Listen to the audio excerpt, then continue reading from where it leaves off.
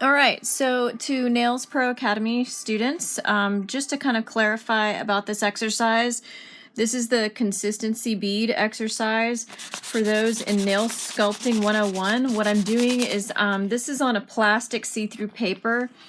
I've printed this document out and put it in the sleeve. That way I can adhere the acrylic to it. I also use a buffer to kind of rough up the surface so that way it makes the acrylic set better. I would recommend doing that.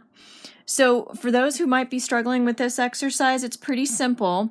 You want to wet your brush, and this is about how much product, how much monomer on the ratio that you have from your brush to powder, okay? This is why this is set in these different sizes. I would suggest, if you're new to this exercise, start with the larger beads. Your brush is angled where you can work what size beads you need, okay? So, and I'm going to pick a circle. I'm going to choose this one right here, and I'm just going to set it right in the center. I'm not going to have it go beyond the borders. Okay, I'm going to wipe my brush, and I'm going to tuck it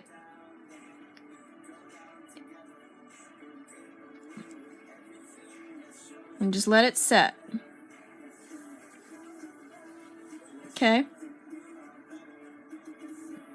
And it's not just about setting down the bead, it's about keeping it within that border to get that nice consistency, right? Now, if you're getting to the really small ones, say like up here, again, you're not going to use as much monomer, and we're going to use just the tip over here, right? So we're going to use that side, and we're getting just a little bit, and I'm going to put it up here. Okay, just like that. I'm going to wipe my brush. I'm going to keep it within the borders. Okay?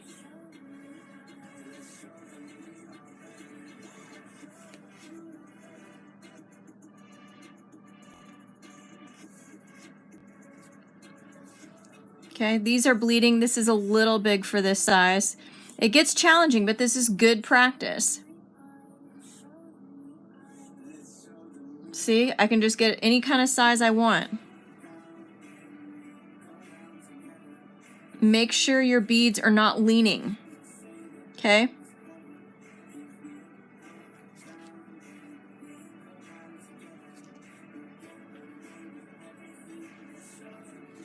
So, you know,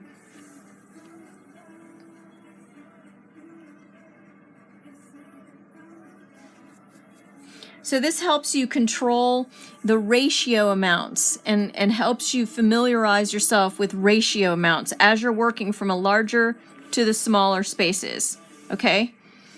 So again, let's start with a bigger circle, right? We've got a bigger area.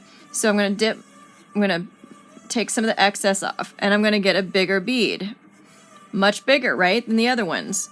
I'm going to put this right here. I'm going to place it just like that. Very gently. I'm not going to press. And it looks like it's setting quite nicely, so I don't need to, like, you know, keep it outside the realm. I mean, I can always do a little pushing, but not too much. Okay? But this is just good practice, just to get you comfortable with picking up beads, picking up acrylic beads. Okay? So again, the size amount, just control how much monomer you have on your brush. And you can use the like little corner right here and just get the really small amount to work on those smaller circles, just like that, okay? Just play with it. Don't stress about it when you're working on it. So hopefully that'll be, you know, a little bit easier to understand. And I'm kind of, you know, keeping it from bleeding outside the borders because that way it makes it lift up nice. I'm going to let this dry, so hopefully you know what I'm talking about. Of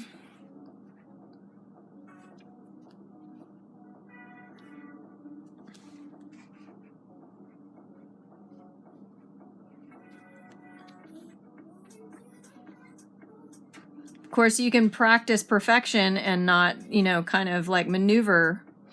But once it starts to cure, what we're looking for on the side view okay, is to get that nice bump.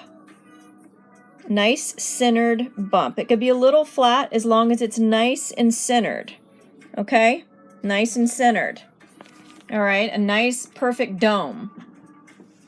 So hopefully that helps clarify that a little bit. Just take your time practicing it.